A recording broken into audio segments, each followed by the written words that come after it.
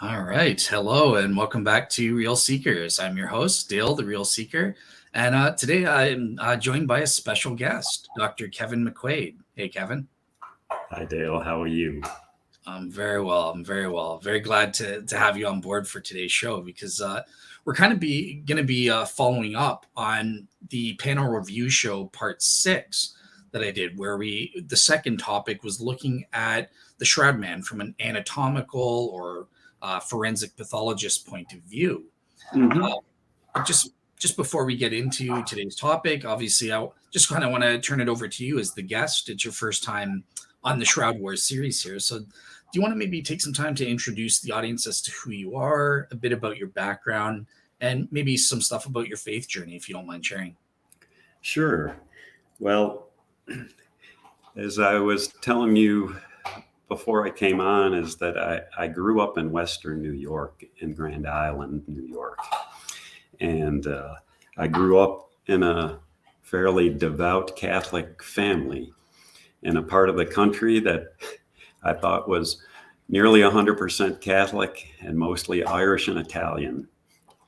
And so I never really had a firm or great devotion personally, but when I was a child, I thought it might be good to become a priest. But as time went on, I became more of a cultural Catholic, and after I left, my family moved to Northern Virginia, near D.C., when I was 15, and they were still devout, and I was still involved in my faith, but I went to college and sort of fell away. And as part of this program, what's pertinent to this program is when I was growing up, when I would see pictures of the Shroud, I'd say, that's Jesus. Of course, that's Jesus. I never knew that there was a controversy, that it could be otherwise. So I went to University of Virginia. I was a pre-med student there. And then after I graduated from University of Virginia, I went to Georgetown for medical school. And I was still pretty much a lapsed Catholic at the time. But I would go to Mass at the chapel at the medical school. There was a Catholic chapel, and there was a Jesuit priest that was there. He was the chaplain for the medical school. So I would go to Mass fairly often at noon. And it was one day I just decided I'm going to go to the main campus and go to noon Mass on the main campus. I'd never been there. And it was probably a 10-minute, 15-minute walk from the medical school to the main campus. And I think it was, I was second-year medical student. And during Mass, there was a very dynamic priest.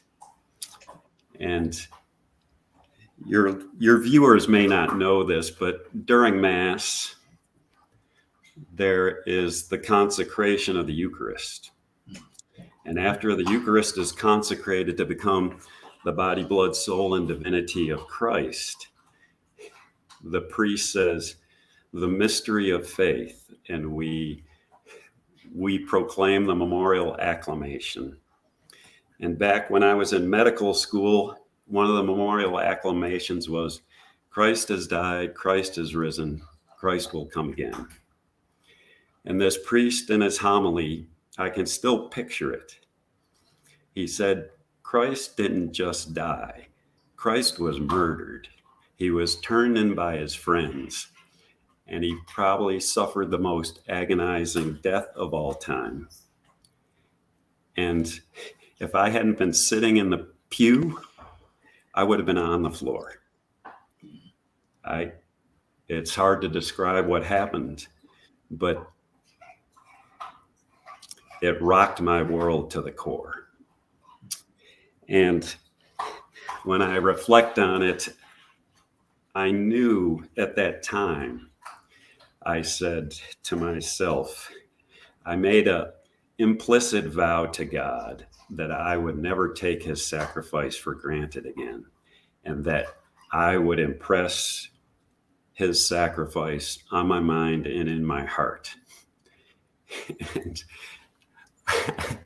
I walked around in a daze for a couple hours after that, and I didn't know how it would come about.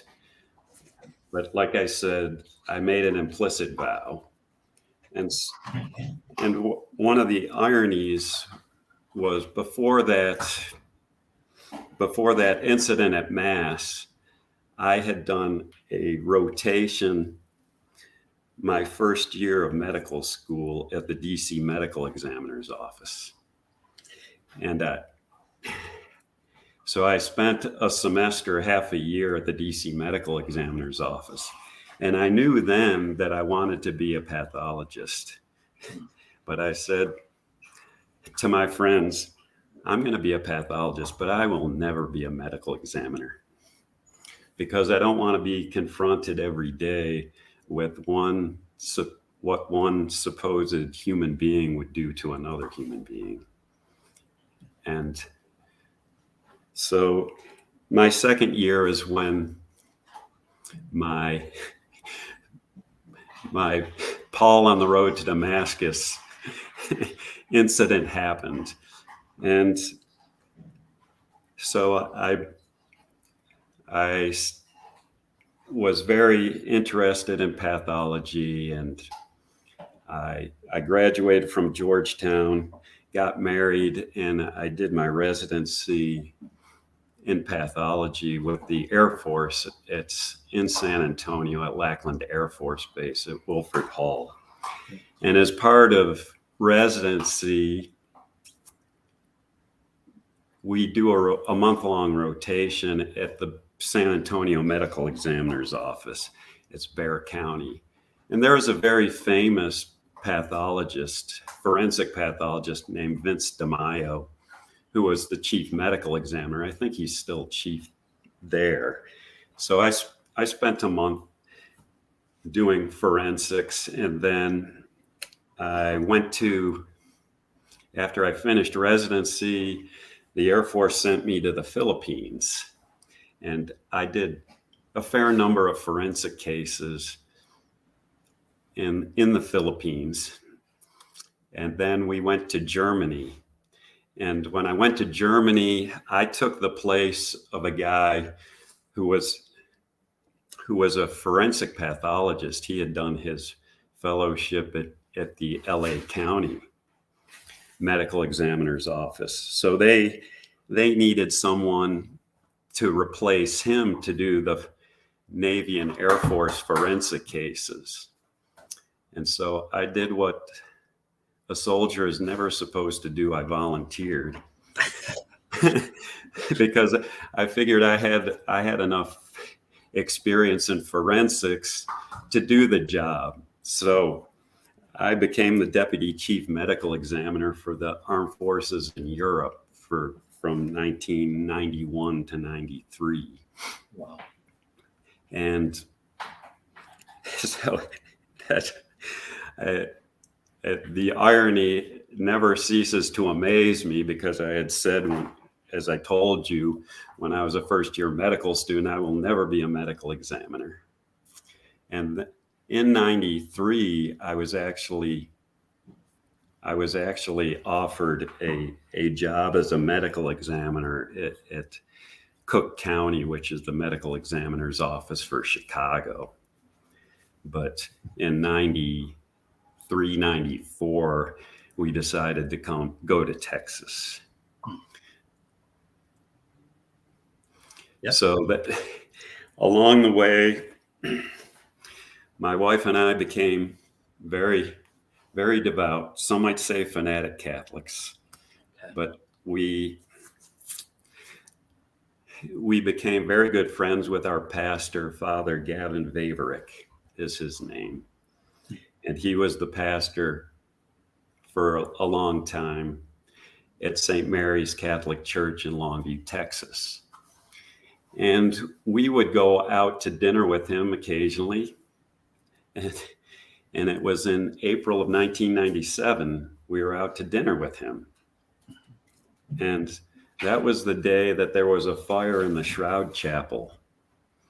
And it was all over the news. And Father Gavin and I were waiting for our table with my wife. Mm-hmm. And the news came on, and we were watching the television. And I said, Father, I've always thought that I would apply my forensic and medical knowledge to the study of the shroud. And he said, well, why don't you do it and you can give a talk? And I thought to myself, I'm going to fulfill my vow now that this is the way he's going to do it. I'm going to give a talk to 25 people on a Wednesday night at Adult Faith Formation, and that'll be it. I will have completed my vow. And so I gave my first, he pestered me for a long time if I was going to do it. And I told him, yes, Father, I told you I would do it. Stop pestering. And so everything that I had thought about the shroud, everything that I had studied, I took a week off of work and wrote everything down. And that was January of 97, 98. And then Lent of 98, I gave my first talk to about between 300 and 500 people.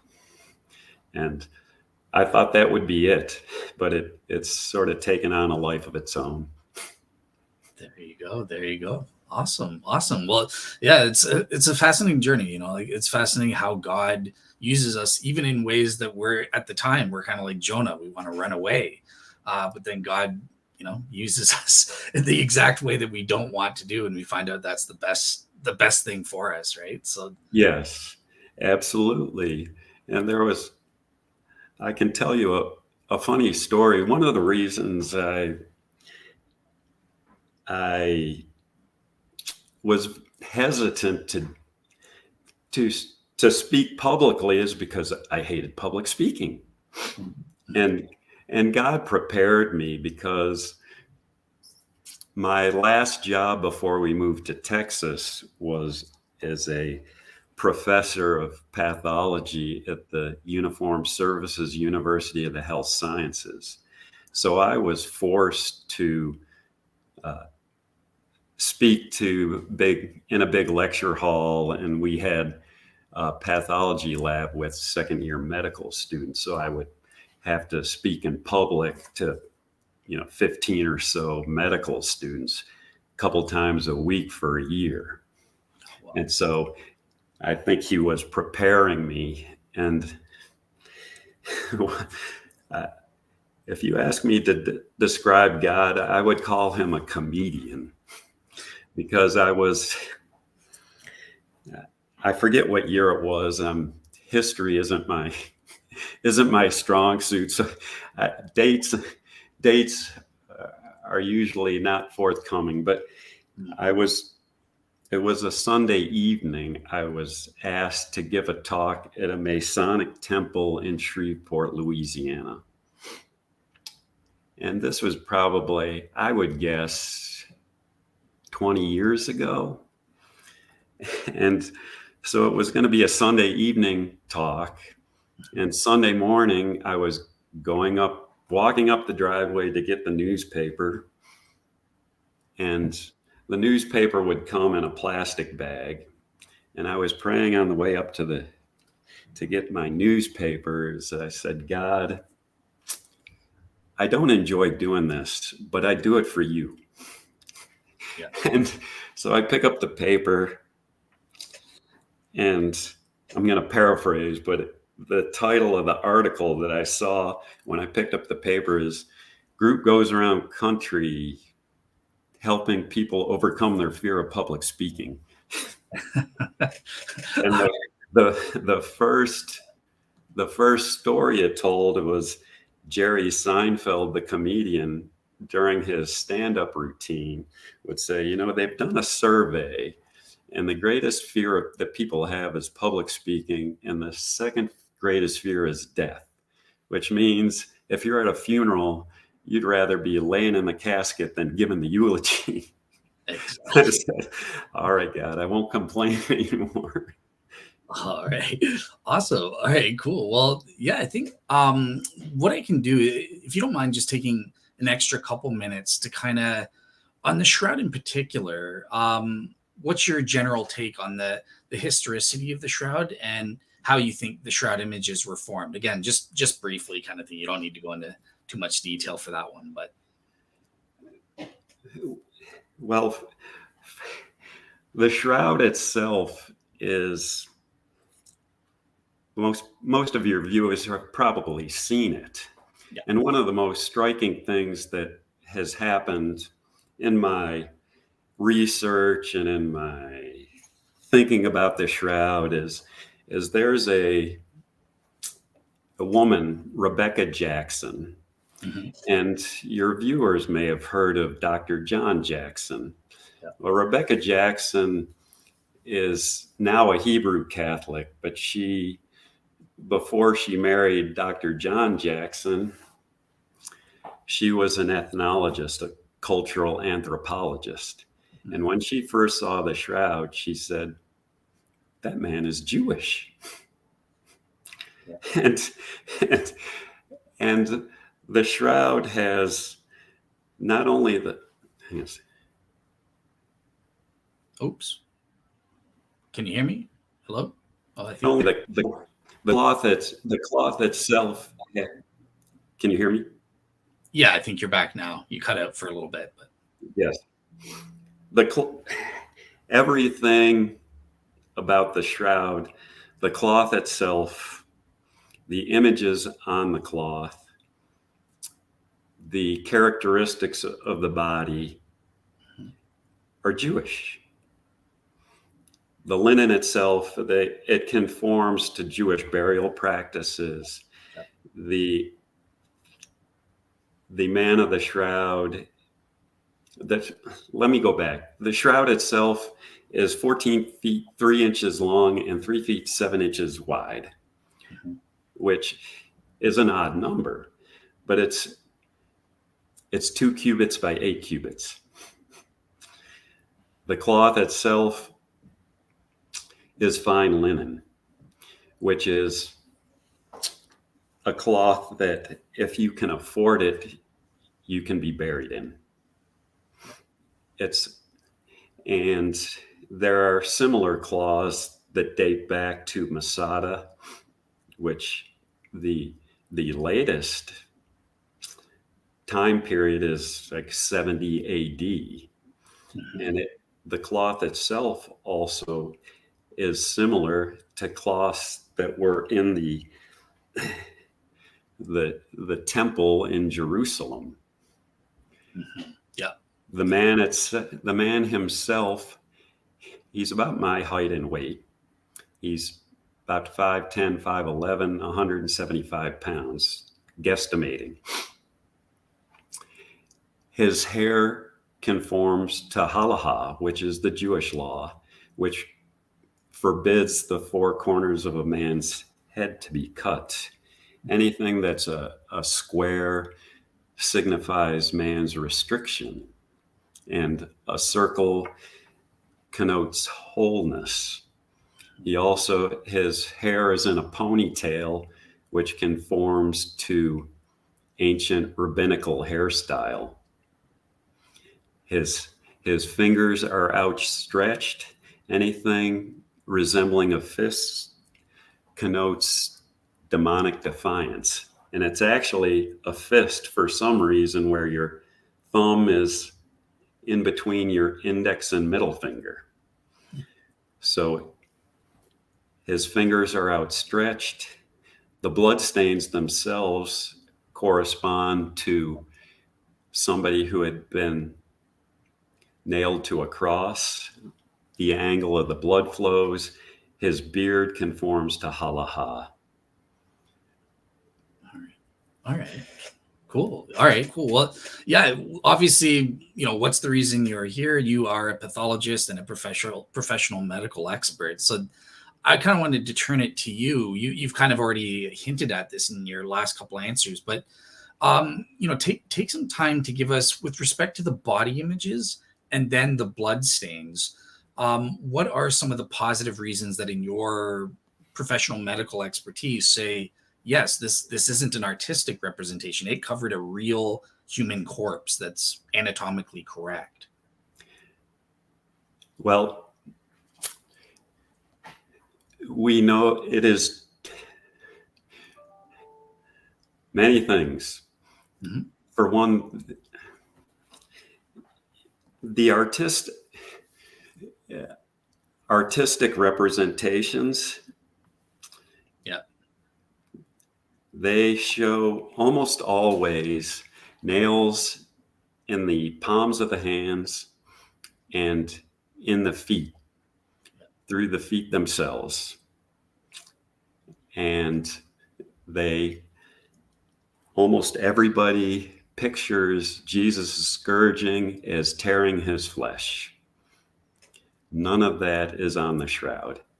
He's crucified through the wrists, through the ankles, and as a forensic pathologist, I know that his wounds correspond to contusions or bruises and abrasions, because in forensics, there are only two things that cause patterned wounds, which are on the shroud, and that is contusions or abrasions.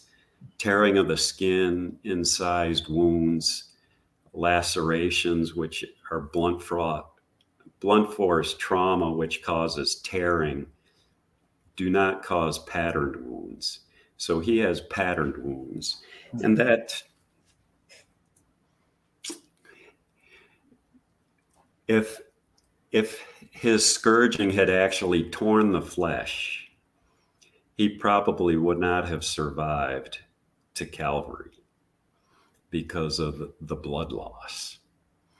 And the executioners, they were tasked with torturing them within an inch of their life, but they had to make it to the place of crucifixion or they would be killed themselves. And the blood itself is truly blood, and the blood flows.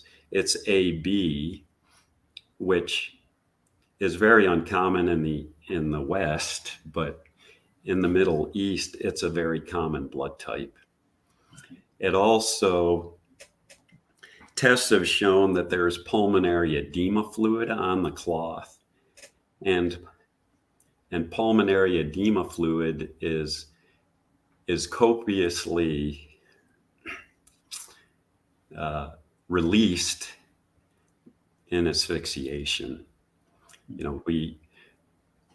Narcotic overdoses cause respiratory death, respiratory arrest, and it's called a foam cone, which, if you see a foam cone, which is a foam beard around the nose and mouth, that's an indication that they may have asphyxiated or suffocated from a drug overdose.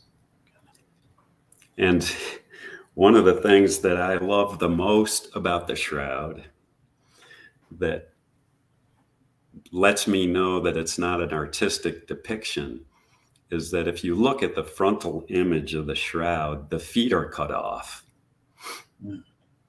You see the back of the feet on the back image, which means when they were burying him, they didn't completely cover his body.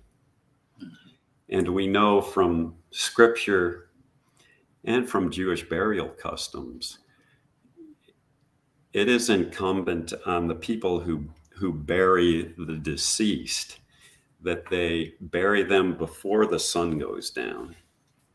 And we know from the scriptures that another factor that was involved was the Sabbath was the following day. And you're not supposed to bury on a Sabbath day because that's a day of joy.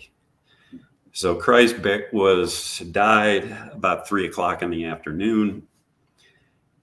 Sundown was probably about 6:00.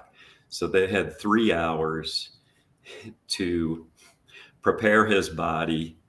We know that they picked flowers and other vegetation to place around him, which was customary, and then seal up the tomb and go home before sundown. So they had 3 hours to do a lot of stuff.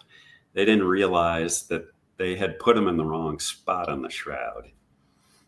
That when they put the other half of the cloth over his body, they didn't realize that it wasn't going to cover him.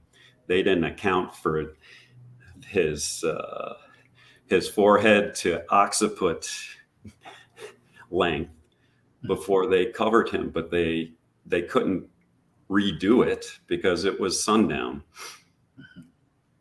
Yeah, that's interesting. So that's obviously an artist wouldn't have done that. They would have included the full Right. feast. Okay, all right, cool. And there's the I told you I mentioned John Jackson's name. John Jackson, he is maybe the leading scientific expert on the shroud. He runs with his wife Rebecca the Turin Shroud Center in Colorado Springs, Colorado. Mhm. And John Jackson was the lead scientist who organized the Shroud of Turin research project in 1978. Yeah. And sorry about that. Oh, go ahead. So, no,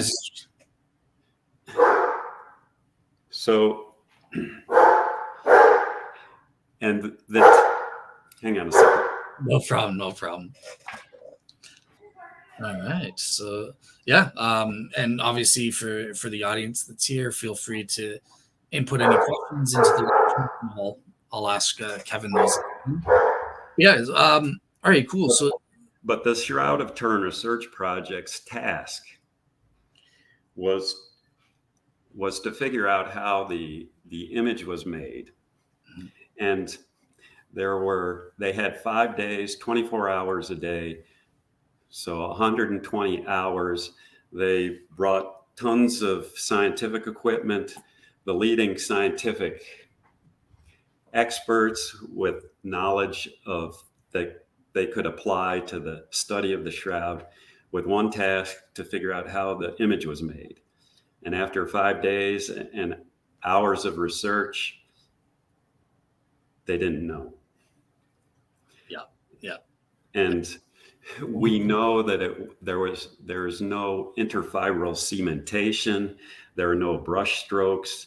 There are some paint flecks on the cloth, but it was probably from replicas being pressed to the shroud as a blessing. There's no outlines. Artists use outlines. There's no outline on the shroud image itself. And it has what I call a pixel effect. Supposedly, if you get within a certain distance, within 5 feet or less of the shroud itself, the image disappears. So there are no brush strokes, and it has what I call radiation properties. John Jackson, he used to be in the Air Force long ago, and he was invented or worked with what's called the VP8 image analyzer. Yeah. And the VP8 image analyzer takes an image and makes it into 3D.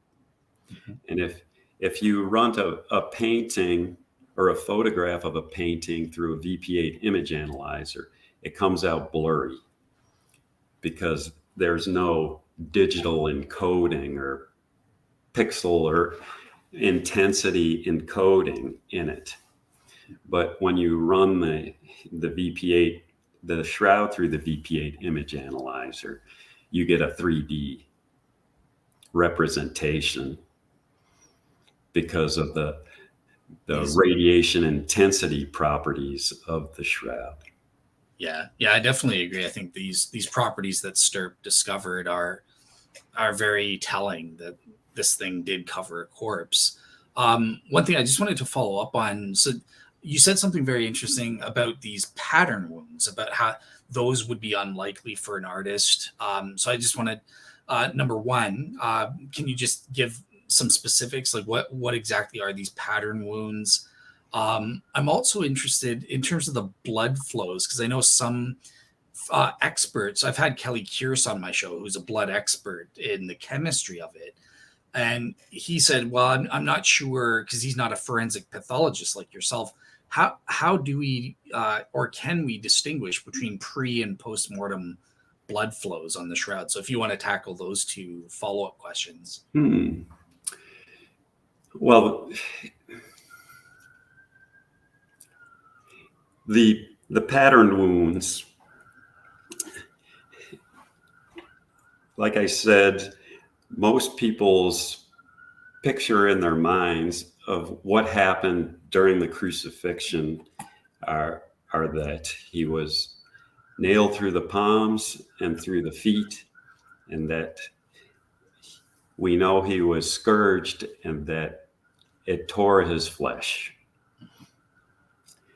And if you look at the shroud, there are dumbbell-shaped wounds on his body, multiple on his legs, on the back of his legs, front of his legs, on his chest, mostly on his back, his torso. And there are only two things that cause pattern wounds: bruises or scrapes.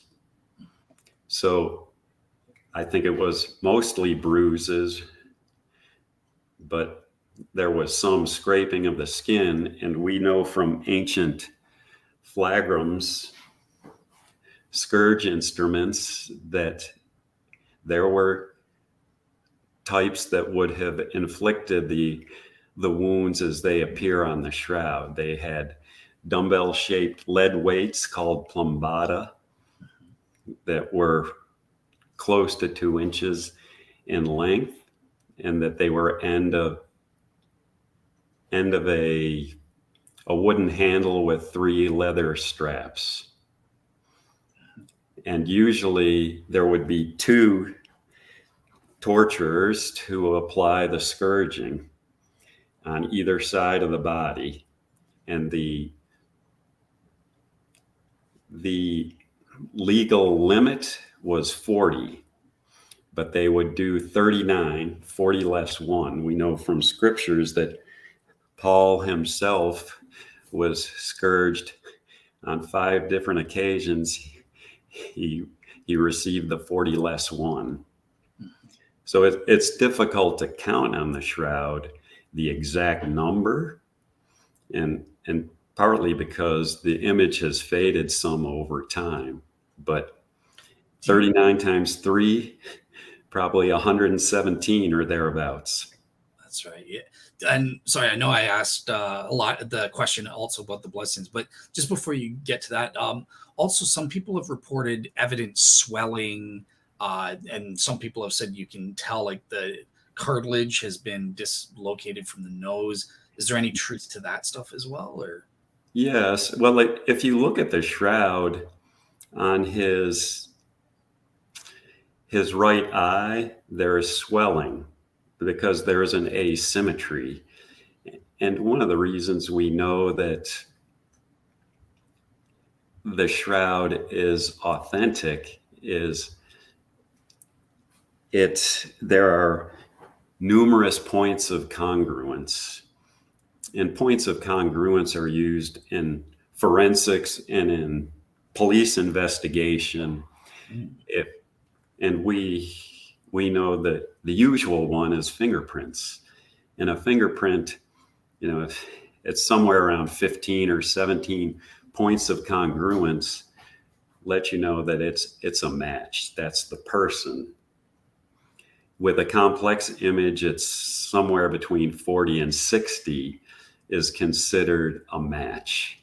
And there's an icon in the Sinai desert called Jesus Christ Pantocrator, which is a very common icon. And in fact, I have it here. I was actually in Egypt. I think I saw it too. So awesome. Yeah. But there are 250 points of congruence with the Shroud of Turin face from the Jesus Christ Pantocrator, as well as having plant images in the halo. And as I said, there are plant images on the shroud itself. But if you look at Jesus Christ Pantocrator, you'll see that there is swelling of the cheek. Yeah. So there is an asymmetry, and I think it came from being struck by the soldiers. He was in the presence of the high priest. Awesome. All right, cool. And and finish off about the blood stain, because I remember Kelly Keir saying, well, look, you need a pathologist to tell you this, because he didn't know how are you distinguishing between these pre and post-mortem blood stains. What's your take on that? Well, I don't know if I can speak to that, but I know that because I'm going to say they're all post-mortem blood stains and blood clots. It is true blood. Mm-hmm. And there were 2 claws in the tomb. And one of the reasons I talk about how the shroud is authentic is there's a second cloth in Oviedo, Spain, the Sudarium of Oviedo. And by the way, you're psychic. I love you're answering all my questions. Good on you. But it has no image on it, which fits with Jewish burial customs. But it does have blood stains. And the people who took down Jesus from the cross and prepared him for burial, they would have covered his face with a sudarium or a face towel. And then they would have taken it off and then put their other half of the shroud over top of his body. So there are no image characteristics on the sudarium, but there are blood stains, and there are 120 points of congruence with the shroud facial blood stains. Okay. All right. Awesome. Yeah. Well, that. And the sudarium itself, the blood is AB positive, and the cloth itself has pollens on it, similar to the shroud. And the highest concentration is Gundelia, and that is the highest concentration of pollen on the shroud itself. And the Gundelia is a thistle-bearing plant, and I believe that was part of the crown of thorns. All right. Well, let me ask this then. So far you've been getting a nice little softball interview, but bring in the Shroud skeptics, because are you familiar with the 2018 blood pattern analysis study that was done by those 2 atheists there? Or? No, I'm not familiar with that. Okay, all right. Well, never mind. But basically, they set up an experiment where they used a mannequin's body and fake blood that was very watery and stuff. They said, "Well, look, the blood flows are inconsistent with what we see on the shroud. Therefore, the shroud must be a fake." But yeah, if you're not aware of it, no worries. Then Well, I think it was. I was trying to look at who had done most of the studies about the blood flows on the arms, and I can't remember if I was reading Ian Wilson's book or if it was Dr. Pierre Barbet, who in 1953, I believe, was the one who had published A Doctor at Calvary. And he had done the studies himself. He was a surgeon, and that proving that Jesus wouldn't have been nailed through the palms because it couldn't hold the body up. And I don't remember if it was him or in Ian Wilson's book talking about the angle of the blood flows would fit exactly with somebody who was nailed to a crux sublimis as Christ was.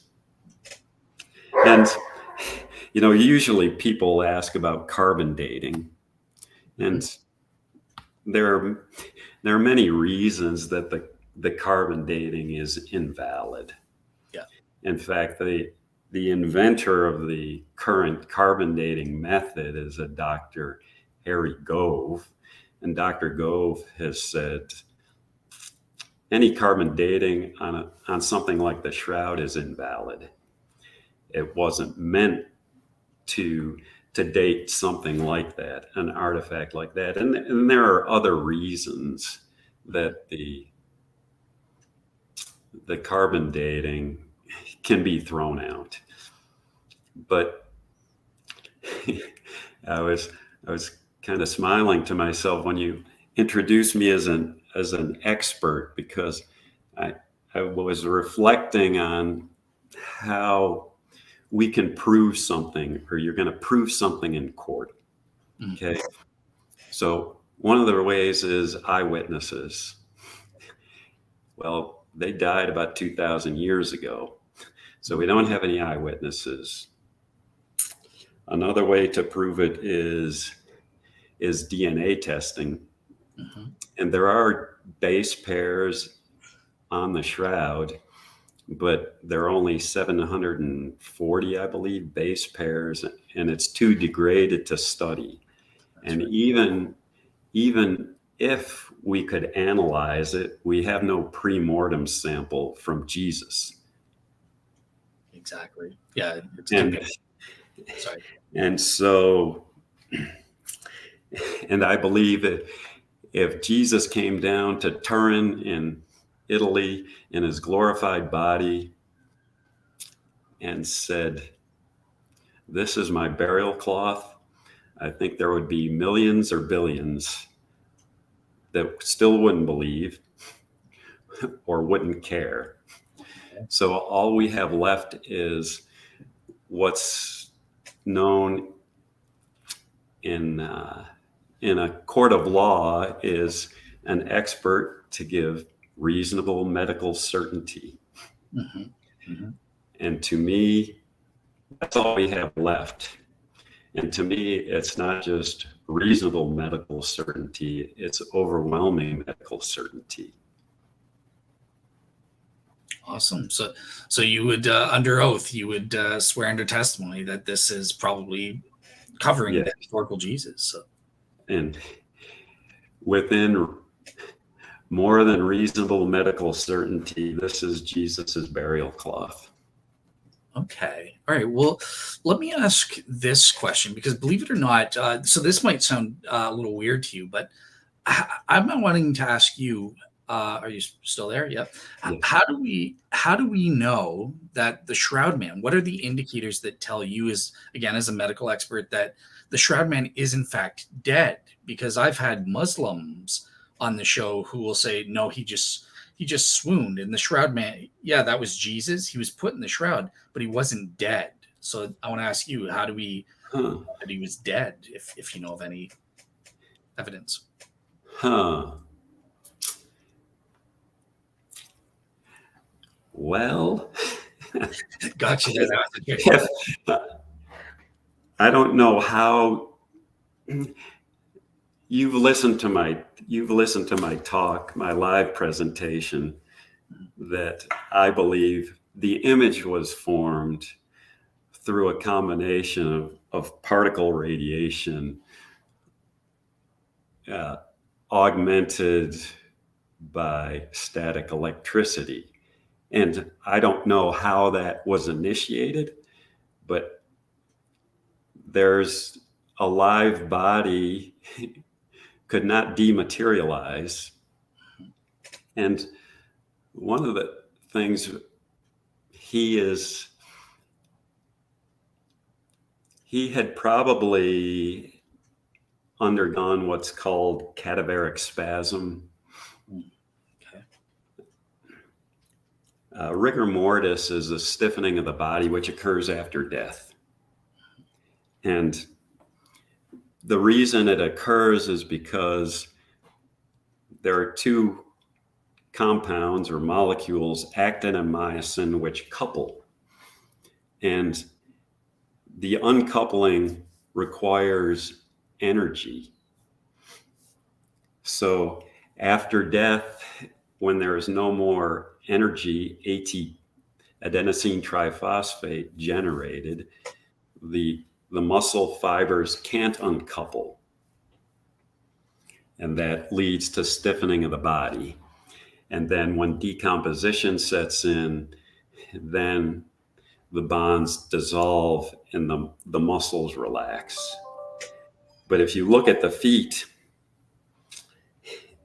the toes are pointed, which is an indication to me that there indeed was cadaveric spasm, that Jesus was completely depleted of energy at the time of death. And so that is one way that I would answer that. And I'd have to think of some more about how you can refute what the Muslims say, that Jesus didn't die. Because how could God die? Another thing, that look at the chest wound. Maybe that's another indicator. Like, could a man have survived a wound like that in the chest, do you think? Or well, not from a Roman lance, and that's why I know that. Hang on just a second. no problem. So yep, you guys are left with me to entertain you while we wait. But yeah, my answer is no, no. I think that chest. Okay, we've got back to you. Okay, sorry about that. No, no worries. There were two types of crosses in the Roman world. There was a low cross and a high cross. I believe that Jesus was crucified on a high cross. Okay. And by low cross, you mean like the position of the cross beam, or are you talking about how high the cross was? Okay. The tau cross or low cross was about 6 feet high. Okay. So the victim's feet would be close to or touching the ground. A high cross, I believe, was about 9.5 feet to 10 feet tall. And that would make it easier in some ways for the executioners. And the chest wound it's a perfect ellipse, is the chest wound. And that tells me that a high cross was used. Because in fencing and in war, a lance wound, you would want to kill somebody immediately. You would want to puncture the right heart. And because the right heart the chamber of the right heart is flabby. The left ventricle, especially, is very muscular. And there are historical accounts of people surviving, at least for a short time, with an incised wound of the left ventricle, because it closes off. But any wound to the right heart would not close off readily. And if you were to stab somebody in the heart, as a fencer would do, you would want to, it's going to naturally, when you pull back, you're going to twist, which makes more of a circular wound, which can't close off. But what happens on the skin, when there's that twisting motion, it will leave what we call pigtails at either end of the wound. So it will not be a perfect ellipse. And if you were to picture Jesus up high, when the lance wound was inflicted, they puncture the right side of his heart, which is what they want to do. But when he'd pull back, there wouldn't be a twisting motion. So that's why you have a perfect ellipse. And the other thing that a Roman lance would do, not only would it puncture the right side of the heart, so the person would exsanguinate, but the electrical conduction system is in the septum of the heart, and it would have perforated or caused an incised wound of the conduction system. So he would have died immediately, or a victim would die immediately if they were still alive. I believe Jesus was dead at the time. Yeah. Okay. All right. Well, one thing, just before I ask the next question, I just want to get clarification, because I think I heard you in one of your answers about the blood flow patterns. You mentioned you think that these all came out like after Jesus was crucified or taken down. Some experts like Gilbert Lavoie have said, well, the angles reflect him having his arms outstretched and outraised. And I've heard some skeptics saying that, well, look, if you have the nails plugging up the wounds, then blood would not flow out. So I just wanted to have you address those two aspects. Number one, how do you address the seeming angles, and like, what do you make of skeptics saying there wouldn't be any blood flows because the wound would be plugged by the nails? Well, the angles, I think, correspond to someone who was crucified on a crux sublimis. And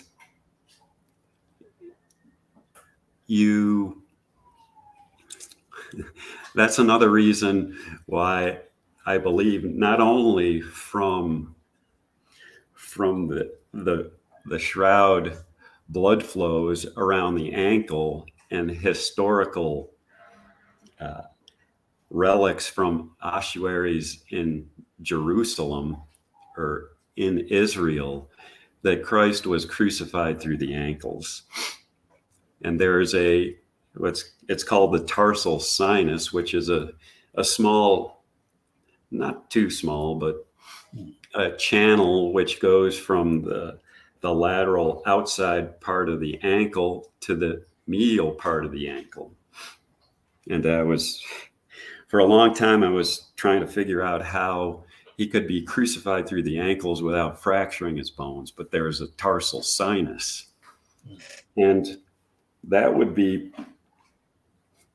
fit with, I believe, what the executioners needed to do, because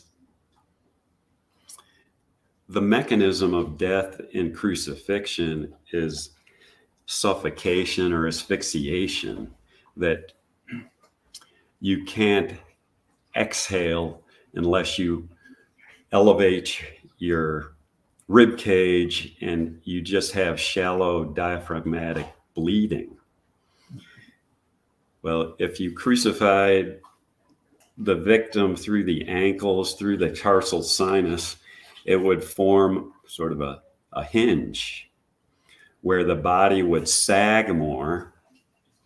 And in order to breathe, it would truly be excruciating pain to push up with your ankles, lift up with your hands. So he was slumped on the cross, that his shoulders were below his wrists. And probably for the majority of the time he was on the cross. And the nails used in crucifixion were about a half an inch at the head. They were about 4.5 inches in length and tapered. And you don't sever a major blood vessel. Otherwise, death would occur too rapidly for them. So you're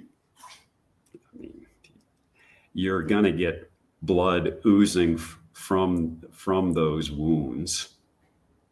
Okay. So it wouldn't plug it up based on the way the Romans crucified, because it's are you familiar, out of like with the modern, I think in like India and stuff, they do like modern crucifixions, and they point to that and say there's no blood coming out of those guys, but from my understanding, the positions and stuff, it's totally different.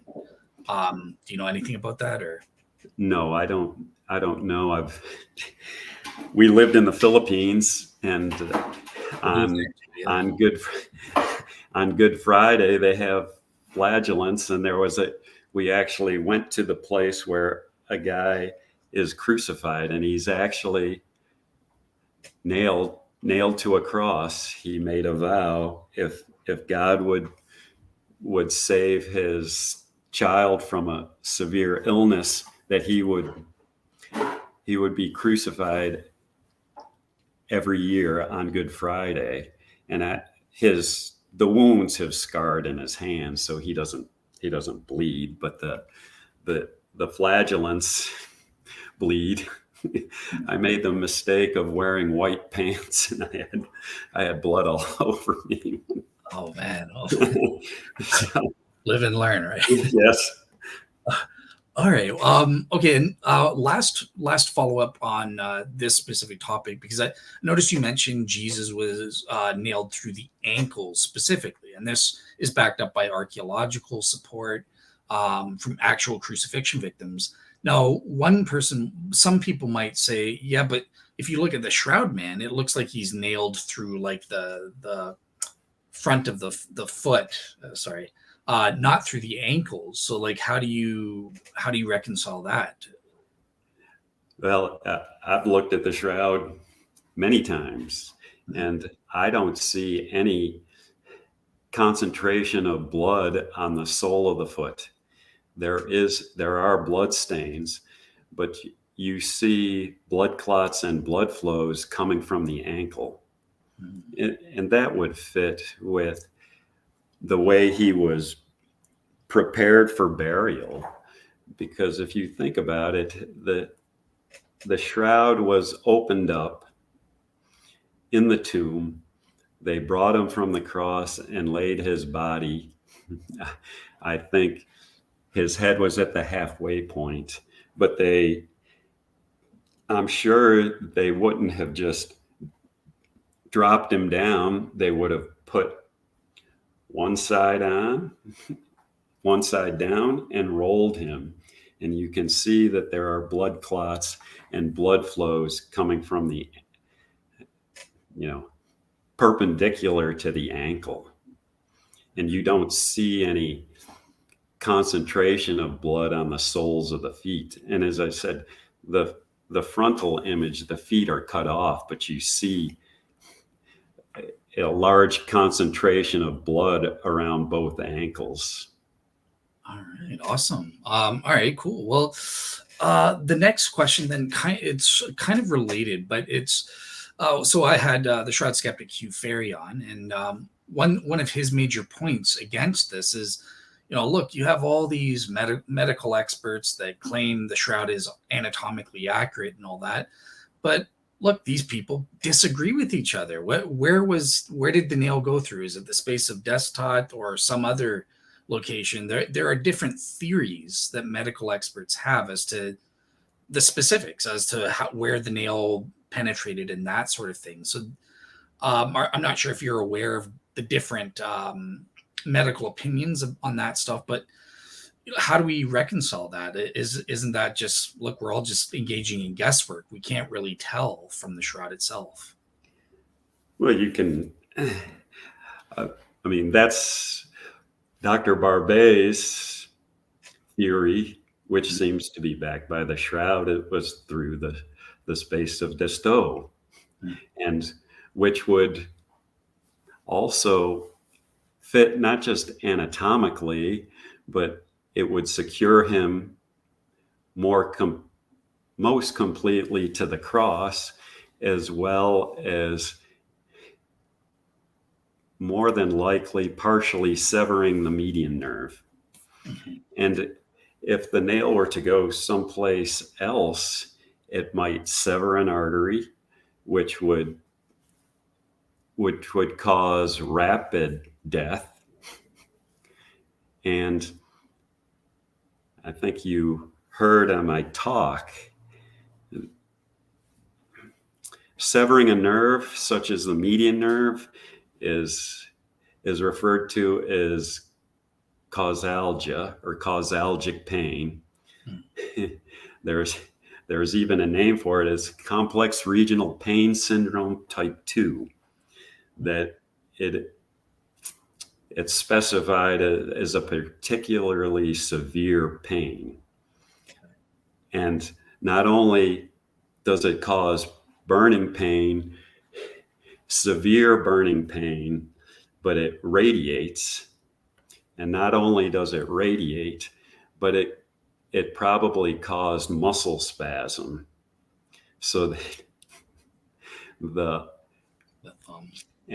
nails themselves would also cause periosteal pain, which is very severe, that your viewers may know. Some of them may have had bone marrow biopsies, and a bone marrow biopsy takes about a minute to perform. And I've had patients that have cried with the thought of having to undergo another bone marrow biopsy. So you would have had a periosteal pain, causalgic pain, muscle spasm, which was exacerbating the first two. Mm-hmm. So it would be, you can know for certain why the ancients dreaded crucifixion. Okay, and that also explains why the thumb is kind of tucked in, right, on the. Yes, that's been said, that when you sever the median nerve, the thumb gets opposed to the palm. Okay. All right. Well, what I want to do, I want to just show a 5-minute clip from my previous panel with the Shroud skeptic, because he gives visuals. Do you mind if I just play that 5-minute clip and then have you respond? Well, I just wanted to say one thing. Something came to my mind when you were asking about was Jesus, was he dead? Mm-hmm. Well, if you look at high resolution photographs, especially of the negative image of the shroud, there is bony detail and tooth detail. So you can see parts of the skull. So a live person isn't going to make an image that shows his bones or the teeth in his skull. Okay, so like you're thinking that these things are exposed to the Yes. teeth, and then it's not whatever made the image expose them. Okay, gotcha. Yeah, because I know, like with the Like, so even if you were to accept the radiocarbon date, somebody is going to show bony detail of a live person, or Jesus is going to be alive and somehow the image was made 2,000 years ago, but it shows bony detail. And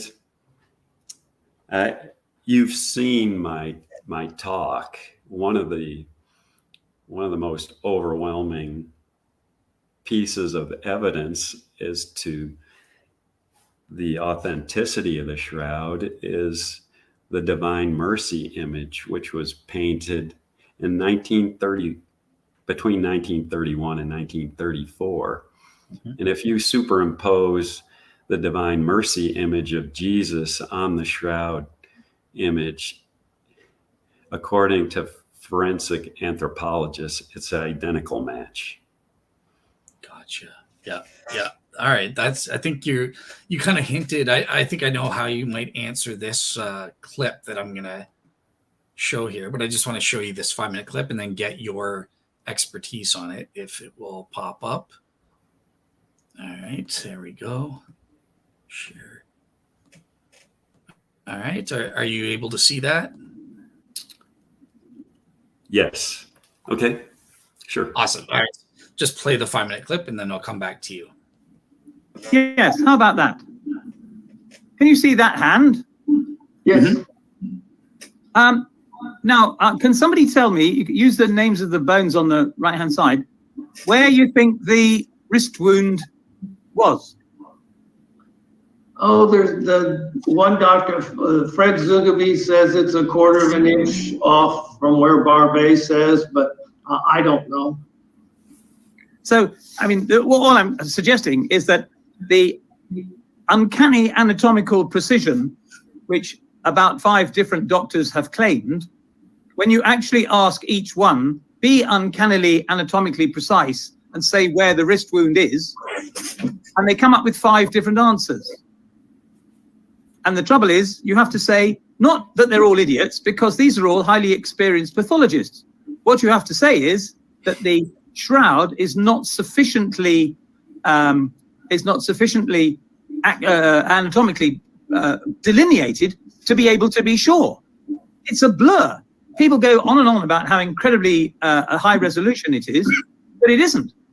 And I say, if there's any doctor who looks at this podcast afterwards and can say, yes, I think it went through the space of death dot, well, point out where the space of death dot is, and let's for the sake of convenience, whack it through one of those holes. So either between the capitate, the hamate, and the lunate bone, if you can spot those, they're the 3 big ones on the right-hand side. Oh, look at that! Yes, or that. So that little the join where those 3 bones meet, the capitate, the hamate, and the lunate. They were down a bit. Where that's it. There, that's one place which was suggested, and the other place is the next one along between the capitate, the lunate, and the scaphoid bone. So along a tiny bit, along to the left a tiny bit. Left. The scaphoid's on the left. Oh, this one. Okay. Yeah. So up, follow that arrow up and go along a bit to the right, bit to the right, bit to the right. There. So that point there, or the other point which you just mentioned, these are typical places where people say they think that the wound is. Now, he says carefully, look on the picture of the hand on the right hand, on the left hand side, and the middle of the wrist. That's where people go for the bone being. And look at the distance between that point and the knuckles. And you'll immediately say, I hope you'll say, that the distance between that point and the first knuckle is a lot greater than the distance between the first knuckle and the finger joint in the middle of the fingers. Are you with me? Everyone's looking completely stunned here. So sorry, again, what are you saying? That it's which distance from the knuckle there downwards to the middle of the box there, that distance. So go back up to the knuckle, Okay. It's much bigger than from there, and now go up the finger to the middle of the finger. Okay. And then on to the middle, to there. Okay? So you've got these two, what are they, carpals or tarsals? Carpal bones. Carpal. Yeah. Phalanges, in fact. Three phalanges. The first phalanges, the carpals are the wrist bones, aren't they? So the long thin ones are the phalanges. So we've got a long one, and then a short one, and then from there to the little one just below the fingernail, up a bit, shorter still, shorter still, and then you've got the last one where the fingernail is. So you've got 4 bones there, a little one, a slightly longer one, a much longer one, and a very long one indeed. Now, I only point this out, I know it's a bit awkward, but if you look at a picture of the shroud, and then you try and have a look to see how long the distance is between the entry wound and the knuckles, which are visible, you'll find that it's only about the same length as it is from the knuckle to the middle finger joint. All right, so that was just the clip, and obviously what he's saying, if you look at the shroud, he's trying to say, well, see, from the exit wound, he mistake that. It's the same size from there to the knuckle as from here to there, and that's kind of a anatomical inaccuracy that he's saying. So yeah, with that said, over to you, Kevin. Like, what do you make of Hugh's argument here? Is he out to lunch or? I don't know what his point is. He's admitting that there is a wound. And I think it's more than likely the space of destat. And the blood itself obscures where precisely the wound is, but you know, the nail itself is going to be tapered, and so where the point of the nail was on the outside of Jesus's wrist, does it really matter? What? Go ahead. I was just, do you think he has a point? Like, one of the main points he was trying to say is, like, from where the finger bone starts up to the knuckle, that's longer, should be longer than from the knuckle to this middle point on the hand. And he's saying on the shroud they're the same size. I don't know if that's true, or what your take on that is. Well, I would have to look at the photos myself that I have here and get back to you on that. But cool. To me, it's I don't know what the difference is. It seems to fit with that it would have been through the space of destat. As I said, secure him more firmly, increases pain. And I don't know that you can tell with great precision where the exit wound is because of the blood being obscured by the blood. Awesome. Okay. I could look at that and get back to you. Yeah, that'd be great. And I'll when you give me the answer, I'll post that up on my blog for people as well. So yeah, that would be awesome. All right. Well, just last kind of question for you in general. And there's 2 components. So the first one, it's kind of similar to what he was just saying, but in general, there are some anatomical inaccuracies that have been found on the shroud, right? So some people will say the fingers are too long. I think that's what he was saying there. Or one of the arms is too long. The right arm is too long. Stuff like that. So I wanted to get your take. Do these anatomical inaccuracies in any way rule out the use of a real corpse? And the second aspect is I've heard some pro shroud guys using some of the anatomical inaccuracies, like a thin right thigh. One of the thighs on the frontal image is thinner than the other one. Mm-hmm. This actually is conducive to proving that it was a real body, and obviously there was a tenting effect. So those are the 2 aspects that I wanted you to deal with. Well, That's it. Those are interesting questions. I think that it may have been Dr. Barbet address the, the arm length, or because he was crucified. his body was contorted, and a lot of things that happened to his body were involuntary, because he was basically seizing while he was on the cross.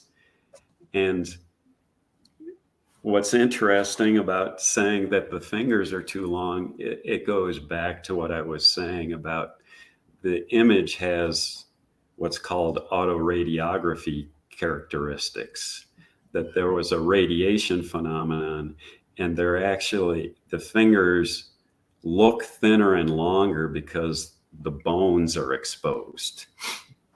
And people ask me, how tall and how heavy was Jesus? And I say, well, he's probably my height and weight, but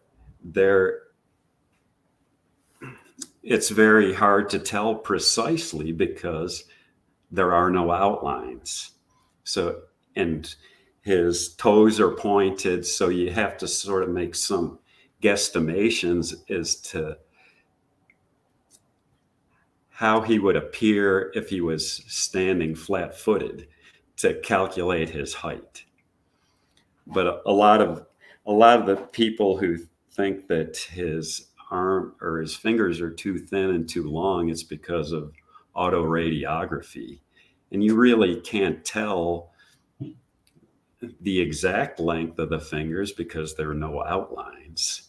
It's a sort of a blurred image on the outlines of his body based on the intensity. And also, if my theory is correct that the image was made by particle beam radiation, the cloth had variation as to how closely it conformed to different parts of the body, whether it's left or right, or his head or his feet. And so the image is going to vary a little bit. And since there are no outlines, it's very hard to calculate with real precision some of these lengths, especially if the things are obscured by blood stains. Exactly. Yeah. Most of the shroud skeptics, they just, well, how does it look? They're looking at a photo of a flattened cloth. They don't know the circumstances of the image formation. So, yeah, there's just too many assumptions and stuff. Well, that's one of my favorite. There was a History Channel special. You've probably seen it. These guys that were experts in computer graphics, they wanted to build a model of what Jesus looked like from the shroud. Mm-hmm. And I think you can, if you look at the VP8 image analyzer photos, Dr. John Jackson, that was his method of studying the shroud in the beginning. One of my favorite VP8 image analyzer pictures of the shroud is of Jesus's face. And you can see distinctly a leaf just underneath his ear, where his ear would have been. Okay. And so the flowers and plants that were buried around Jesus are part of the shroud image. Interesting. And I mentioned the Jesus Christ Pantocrator. The one that's in the Sinai desert actually has plant images in the halo. And Dr. Avinoam Danin is the leading expert on the flora of the Shroud of Turin. And he has sent me botanical samples, and the flora of the Shroud of Turin is is very striking and profound. And he's a Jew, so he doesn't have a dog in the fight. Okay. And he, according to him, the plant characteristics, the flowering characteristics that are present on the shroud let us know that the image was made in March or April between 3 and 4 o'clock, or the plants that are on there, or 3 or 4 o'clock in the afternoon, they were picked, which conforms perfectly with the scriptural accounts of Jesus's time of death and burial. That'd be great. If you don't mind, after the show, I might want to ask you, because I would love to have him on. One of my fans, we just did a show on the pollen studies and stuff like that. And I never really addressed the flower images. So Yes. if he'd be willing, I'd love to have him on to address those topics specifically. But yeah, for you, one last follow-up question here is, are you aware of the computerized anthropometric studies that are on the pro shot side? They confirm that he's anatomically accurate. And if you are, what's your take on those? Do you find them valid or? No, I am not aware of those. Gotcha. But No problem. I heartily concur. Yeah. It's a valid, just in general, like it is a valid way. The computers are able to, from your knowledge in the medical industry, can you use these kinds of technologies to verify or falsify? Yes. And that's what I find so encouraging and heartwarming about the Divine Mercy image, because the forensic anthropologists do a great job of determining, identities and aging people, and to help police with their work. And that's another reason we know that the shroud has autoradiography characteristics, because that it's very accurate, the match between the Divine Mercy image and the shroud image. Awesome. All right, cool. Well, yeah, I think that does it for my list of questions. Just before we go, is there any other topics that I didn't ask you about that you're like you really want to speak about, or are you happy to just give a closing word? It's up to you. You're the guest, so. Well, I'd like to say I know with every fiber of my being that the Shroud of Turin is Jesus's burial cloth. But even if I was to convince everyone of your audience, everyone on earth, that was true, it still goes back to, who do you say that I am? Exactly. Well said. All right. Awesome. Well, yeah, just want to say thank you so much for putting up with me and my questions the whole time. I hope you had a good time on your end. Or... Yes. Sorry about my dog. I didn't know. No problem. Hey, welcome. He livens things up for us, right? He's sleeping now, right here. All right, awesome. So, yeah, thank you so much again for coming. And just so the audience knows, so I think on Friday night, the next show, it's run by Tyler, and it's going to be on personal testimonies related to drug use, because before they became Christians, they had issues with drugs. And yeah, so that's what the show is going to be about on Friday night. So yeah, with that said, have a very good topic. Definitely. It's needed today. Definitely. So, all right. Well, have a great day, and I will click the red button. Thank you, Dale. Good talking to you. Take care. You too.